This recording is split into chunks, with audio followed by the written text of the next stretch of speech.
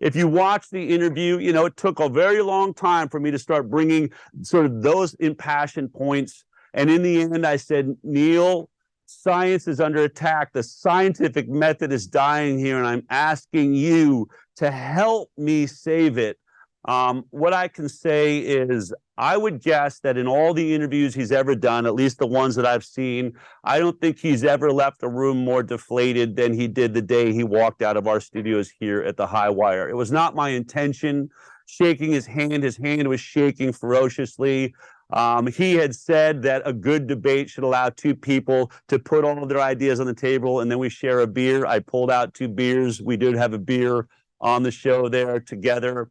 And I would say that he, you know, and after the fact, he, you know, reached out and said he wanted a transcript. He believed we had somehow edited it down and maybe taken some things out of context. I sent him a copy and showed him that we had done no such thing. I ran it in its entirety. And I had asked because the reason I really felt justified, and by the way, just to the point, one of the agreements we made is he said, I don't want this interview to be about the vaccine issue. That is not my wheelhouse. I want it to be about the scientific method. I said, fine, I will agree to that. But the truth is that he is the executive producer of a documentary called A Shot in the Arm, I believe. And that documentary features me. They're using a photo of me on their donation page to fundraise against, I guess, people like me that have our information. So I felt like through talking about the documentary he was an executive producer on, I was within my right of my agreement with him to talk about the scientific method, but ask him about why he thought this documentary was important and where it clearly is going to be attacking my perspective. And that was my way in. I think when I look back on it, and look, it has not been a good day for him. I would say if you watch the comments across the board, even people from his own side, they attack him saying essentially, didn't you get the memo? You cannot debate someone like Bigtree. He's too good at what he does, as though somehow I manipulated the conversation with a scientist. The truth is all I delivered was the evidence that we know to be true. We know that this vaccine was never tested for transmission. Therefore, it was a lie to say it was 95% effective.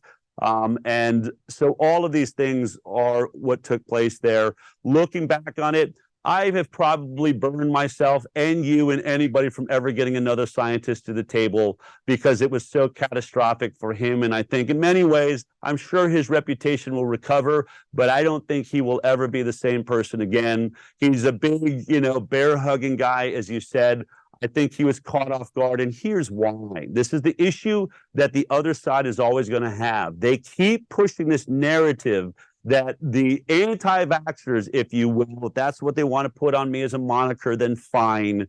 But the anti-vaxxers have no science. It's an emotional position. So he believed he could come with a cookie-cutter statement about the consensus of science being the foundation of science. As long as there's a consensus, we're okay. I pointed out that there's never been a consensus that advanced science. The advancement is always by a Galileo who is under house arrest for telling us that we're not the center of the universe.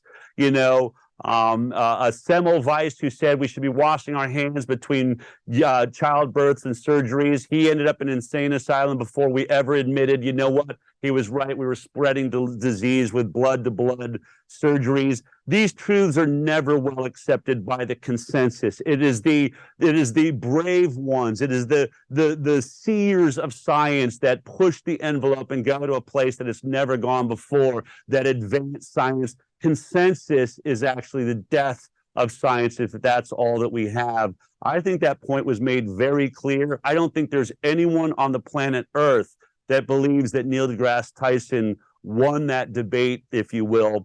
I don't gloat about it, but the problem is, and my point being, he came unprepared because he is believing this narrative that we don't have any science, that RFK Jr. doesn't have any science. When you look at it, and he's not the only politician. I want to say I'm not choosing sides. You've got Ron DeSantis, who has his own Surgeon General, Joe Ladapo, that is coming forward with dangers of the vaccine and things like that.